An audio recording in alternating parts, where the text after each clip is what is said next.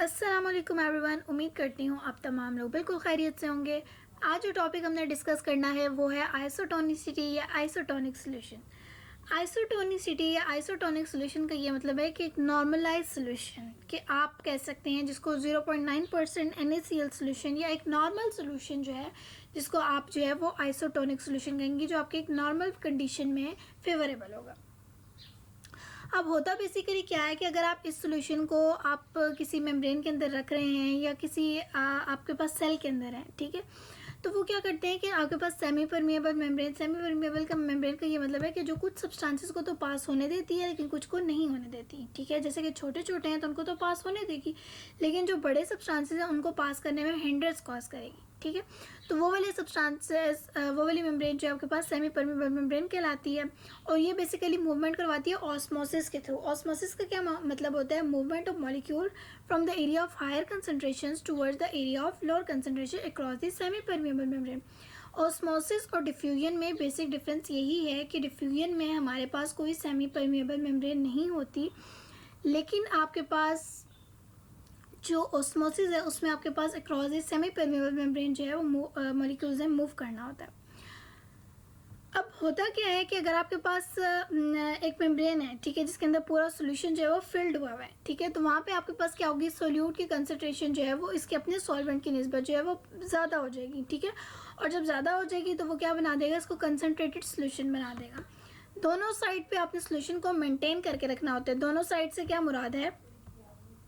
ये आपके पास सेल है, ये इसका इंटरनल इन्वायरमेंट है, ये एक्सटर्नल इन्वायरमेंट है, तो दोनों साइड पे आपने बैलेंस करके रखना है चीज़ों को। कौन सी चीज़ों को? यानी कि इलेक्ट्रोलाइट्स हो गए या सॉल्ट्स जितने हैं उनको और पानी को जो है ना आपने बैलेंस करके रखना होता है, सोल्यूट और सॉल्वेंट को। जब भी एक ही कंसंट्रेशन ज़्यादा हो जाएगी तो उसका नाम भी चेंज हो जाएगा और उसके फंक्शंस भी थोड़े जो है वो डिफर कर जाएंगे।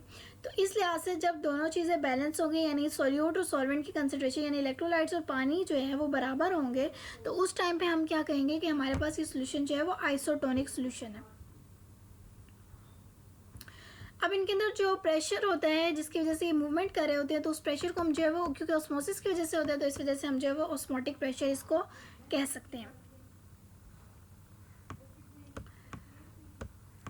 इसके अलावा आपको मैं पहले भी बता चुकी हूँ, इसको हम जो है वो NaCl या नॉर्मल सलाइन सोल्यूशन भी हम इसको जो है वो कंसिडर करते हैं या कहते हैं, क्योंकि ये 0.9% का क्या मतलब है कि 9 आउट ऑफ 100। यानी एक बात याद रखें कि जब भी कोई चीज़ आपके पास आ रही है ना पॉइंट की फॉर्म में, 0.9, ठीक है, इसको हम करेंगे डिवाइडेड बाय, पॉइंट की जगह हटा के 1 लगता है और जो कोई वैल्यू होती है उसकी जगह 10 लग जाता है। अब चूँकि परसेंटेज की बात हो रही है तो मल्टीप्लाई बाय 100 कर देंगे, ठीक है। तो इस तरीके से आपके पास जो है ये वाला सोल्यूशन बनेगा 0.9% NaCl का सोल्यूशन, ठीक है। अब इसमें क्या होता है कि अगर हम दो सोल्यूशन को, मैंने जैसा पहले भी बताया, कंपैरिजन कर रहे हैं, तो हमने देखना होगा कि उनके ऑस्मोटिक प्रेशर जो है वो सेम होने चाहिए, उनके आयन के अंदर जो है वो आयनिक कंसंट्रेशन, जितने भी आयन उनके अंदर इस्तेमाल किए गए हैं उनकी कंसंट्रेशन भी जो है वो इक्विवेलेंट होनी चाहिए, तभी जाके हम उसको जो है वो आइसोटोनिक सोल्यूशन कंसिडर करेंगे। आइसोटोनिक सोल्यूशन में फर्दर डिवीजन की जब हम बात करते हैं तो दो तरह के सोल्यूशन हमारे पास अराइज होते हैं। एक होते हैं हाइपोटोनिक सोल्यूशन, एक होते हैं हाइपरटोनिक सोल्यूशन। अब वो वाले सोल्यूशन जिनमें आयंस की कंसंट्रेशन कम होती है और कम ऑस्मोटिक प्रेशर होता है एज कम्पेयर टू सोल्यूशन, या वो वाले सोल्यूशन जिनमें आपके पास ऑस्मोटिक प्रेशर कम है आपकी बॉडी फ्लूइड की निस्बत, ठीक है, या 0.9% NaCl सोल्यूशन, ठीक है, क्योंकि कॉमनली हमने कहा कि ये उसके फर्दर टाइप्स हैं, ठीक है। तो आपके पास जिनमें ऑस्मोटिक प्रेशर कम होगा वो आपके पास कहलाएंगे हाइपोटोनिक सोल्यूशन। मीनवाइल जिनमें आपके पास ऑस्मोटिक प्रेशर ज़्यादा होगा, ज़्यादा प्रेशर अप्लाई कर रहे हैं आप, तब वो जाके जो है वो आयंस की कंसंट्रेशन भी ज़्यादा कर रहे हैं, ठीक है, तो वो आपके पास कहलाते हैं hypertonic solution. Hyper word basically निकला ही ज़्यादा से। हाइपर का मतलब होता है ज़्यादा, जैसे हम कहते नहीं है कि हाइपर हो गया कोई बंदा, इसका क्या मतलब होता है कि उसको गुस्सा आ रहा है, ठीक है।